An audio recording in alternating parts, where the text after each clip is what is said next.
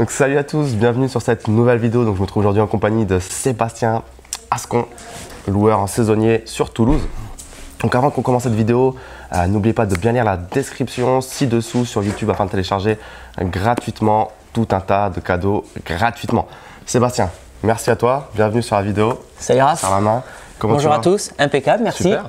Est-ce que tu peux te présenter rapidement pour nous dire un petit peu qui tu es, qu'est-ce que tu fais dans la vie? Ouais, donc je m'appelle Sébastien Ascon, j'habite dans la région toulousaine, donc moi je suis ingénieur informatique de formation. Et j'ai commencé à investir dans l'immobilier, je m'y suis pris de passion. Alors moi je suis plutôt spécialisé dans la location courte durée, je fais exclusivement ça, sauf une petite colocation à côté, mais qui s'est faite par hasard, donc grosse activité sur la location courte durée. Et voilà, donc moi j'ai quitté mon emploi il y a 2 ans pour continuer à vivre de l'immobilier, continuer à investir évidemment et toucher des revenus en location courte durée. Donc c'est-à-dire qu'aujourd'hui tu vis entièrement de ton patrimoine immobilier, c'est ça? Exactement. Combien de biens immobiliers tu as en location saisonnière plus ta colocation? On a donc 9 biens en courte durée et un petit bien en colocation. Super. Est-ce que tu peux nous dire à peu près sur Toulouse combien ça représente en chiffre d'affaires? Ouais, alors sur les 9 biens en location courte durée, il y en a 8 à Toulouse en fait et 1 à Pau. Ok. Et voilà, et grosso modo, cette année on va faire 140 000 euros de chiffre d'affaires sur l'année. Super, donc 9 biens en saisonnier, directement je pense que dans la tête des gens qui nous regardent là, ils doivent se dire comment on gère 9 biens en saisonnier. Alors est-ce que tu es encore sur le terrain tous les jours à faire du check-in, check-out, du ménage ou est-ce que tu as un petit peu délégué le process? Ouais, alors j'ai délégué. Par contre, lorsque j'ai démarré, comme toi, je faisais tout. Check-in, check-out, ménage, linge. Le salon de la maison, c'était devenu une laverie permanente. C'était n'importe quoi. Mais par contre, tu vois, je ne regrette pas de l'avoir fait parce que ça m'a permis de comprendre comment est-ce qu'il fallait communiquer avec les clients, pourquoi est-ce que le ménage devait être impeccable, etc. Et donc, je me rappelle à l'époque où je travaillais, entre midi et 2, j'allais faire du ménage. Le soir, le week-end, dimanche, c'était la même chose, etc. Voilà, j'avais 2 activités, mais voilà, c'est pas quelque chose que je regrette. Alors que, voilà, puisque tu me poses la question, c'est vrai qu'en multipliant les investissements après, voilà, j'ai envie de passer à autre chose, plutôt m'intéresser à la stratégie pour continuer à développer l'activité. Donc, j'ai pas tout délégué. Moi, ce que je garde, c'est ce que j'appelle la partie amont ou la partie commerciale. Ça, c'est un petit peu plus pompeux. Mais je gère les annonces, la publication des photos, les contacts clients, l'encaissement des cartes bancaires. Bref, tout ce qui va se passer avant ce qui va se passer dans les appartements. Tu communiques encore avec eux. Exactement. Exactement. Okay. Et derrière, le relais est pris par des personnes avec lesquelles je travaille. Donc aujourd'hui, j'allais dire 3 prestataires de services, mais en vrai 2 parce qu'il y en a un qui souhaite plus travailler avec moi. Mais pourquoi, c'est à cause de toi ou je sais pas. Je lui ai fait quelques remarques 2-3 fois sur le ménage. Je sais pas si c'est à cause de ça ou si parce qu'il a voulu prendre trop d'appartements et aujourd'hui il est plus en capacité de tout absorber. Je sais pas. Mais en tout cas, il souhaite partir, donc je vais me retrouver avec 2 prestataires de services. Et ça, c'est important parce que ça me permet, tu vois, les gens ont les clés de tous les appartements. Ils ont chacun leur appartement, mais ils ont les clés de tous les appartements. Si jamais ils ont besoin d'intervenir sur un autre appartement. Voilà. S'il y a une impossibilité, voilà, ils peuvent. Il y a un backup, quoi. Il y a une solution de secours pour donner les clés. Donc ces prestataires s'occupent du check-in, du linge et du ménage. Après, je fais pas de check-out comme toi, parce que moi, voilà, je travaille avec une boulangerie et sinon c'est boîte aux lettres. Donc les clés sont remises directement à la boulangerie, ils viennent les rechercher là-bas et c'est tranquille. Donc en gros, tu délègues vraiment que la partie terrain et toi tu es en amont pour superviser un petit peu tout ça, aussi bien les prestataires que la gestion des réservations, les clients qui vont arriver, etc. Ok, comment tu fais pour rémunérer tes gestionnaires? Comment ça se passe un petit peu? Alors en fait c'est des sociétés de conciergerie, donc c'est au forfait. Il y a un forfait check-in, il y a un forfait ménage et il y a un forfait linge. Voilà, c'est comme ça que ça se passe. Tu pratiques pas... Pardon, je t'ai coupé, Oh non, vas-y.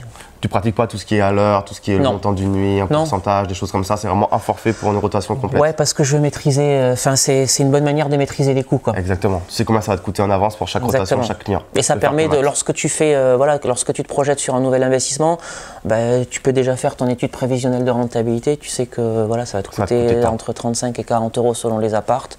Voilà. Il n'y a pas de coût caché. Ok. Tu tu as une petite particularité aussi, c'est que tu es bien, enfin du moins pour certains actuellement, tu les as acquis via une SS, une société commerciale. Est-ce que tu peux nous expliquer un petit peu le choix de ce choix finalement? Une SAS, pourquoi? Alors moi j'ai commencé à investir dans l'immobilier comme tout le monde en nom propre, loueur meublé non professionnel.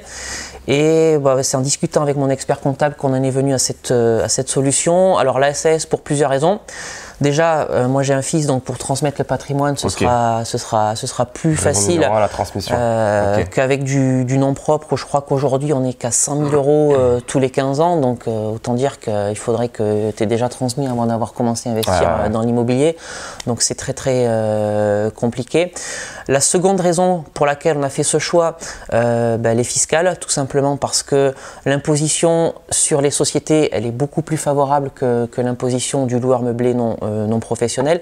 Et ce qu'a remarqué mon expert comptable, c'est qu'au cours des 20 dernières années, l'imposition des particuliers elle a évolué 13 fois alors que celle des sociétés a évolué que 7 ou 8 fois. Donc c'est beaucoup plus stable, donc ça permet davantage de maîtriser, de piloter la fiscalité. Et la première tranche d'imposition, elle est à 38 120 euros, en tout cas à l'heure où on tourne cette vidéo, et tu as seulement 15,5% d'imposition sur cette tranche. Donc aujourd'hui quand tu investis en nom propre, rien qu'avec les prélèvements sociaux, tu es déjà à ça, et sans compter ta tranche marginale d'imposition. Donc c'est beaucoup plus favorable. Sans compter qu'en société, tu peux également faire tout ce qui est ce système de déficit comptable. Exactement. Les charges que tu Alors comme un LMNP finalement. Mais tu peux passer d'autres charges comme des frais de formation, comme des déplacements, comme un restaurant, comme un billet de train qui se justifie un peu moins lorsque tu fais du loueur meublé non professionnel. Plus de charges légitimes que tu peux passer en société, c'est ça? Exactement. Ok, donc c'est principalement ça les raisons. On sait notamment qu'en SAS, c'est un peu plus compliqué de se faire financer des biens immobiliers, notamment sur des durées un peu plus longues, typiques telles que 20 ou 25 ans. Je sais que c'était le cas pour toi, tu as eu des financements sur 25 ans, c'est ça? Ouais, alors j'ai eu un premier financement au bon moment où j'ai créé la SAS sur 25 ans, sans apport. Et après, c'est vrai que lorsque je vais défendre mon dossier en banque, j'y vais avec un pavé de 40 pages où j'explique tous les chiffres, avec plusieurs scénarios pour que le banquier soit convaincu que quel que soit mon scénario d'exploitation, je vais gagner de l'argent avec mon investissement. Je pense que ça aide à comprendre ce que je suis en train de faire. Donc voilà, ça s'est bien passé. Et sur un autre achat, c'est sur mon projet de colocation, c'est exactement la même chose.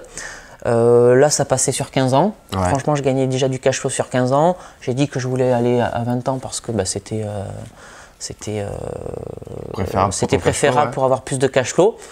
Donc écoute, c'est passé aussi sans apport. Donc je touche du bois, tu vois.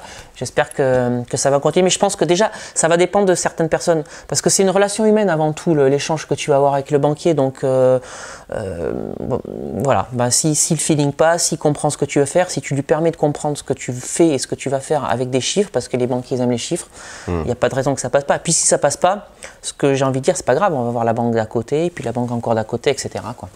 Ouais, puis c'était un ensemble, tu avais déjà investi avec succès avant, tu connaissais déjà, c'était la même banque peut-être? On avait déjà mis des biens dans cette banque. Tu avais un bon dossier que tu leur as présenté, j'ai vu le dossier que tu présentes à la banque à chaque fois, c'est vrai que c'est un beau dossier quali de plusieurs dizaines de pages avec plein de photos, c'est illustré, donc c'est vrai que ça rassure.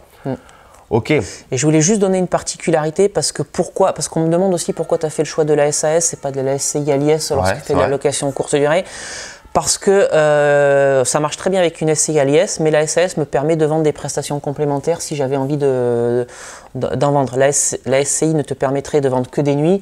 Moi, si demain j'ai envie de proposer des services de taxi ou des boissons payantes dans les appartements, la SAS me le permettrait, la SCI ne me le permettrait pas. Tout ce qui est petit déjeuner, etc., c'est ça? Alors ça j'essaie d'éviter parce qu'après il y a la TVA qui te tombe dessus. J'allais dire, au niveau de la mais TVA. voilà, sur des petites attentions, je pourrais facturer ça totalement de manière légitime. Voilà, la SCI ne pourrait pas. Super. Est-ce que tu as prévu de continuer à investir sur Toulouse? C'est quoi la suite pour toi là? Alors la suite pour moi, c'est en tout cas, je suis en train de changer mon fusil d'épaule. J'arrête Toulouse, je trouve que l'immobilier il est trop cher. Ah ouais?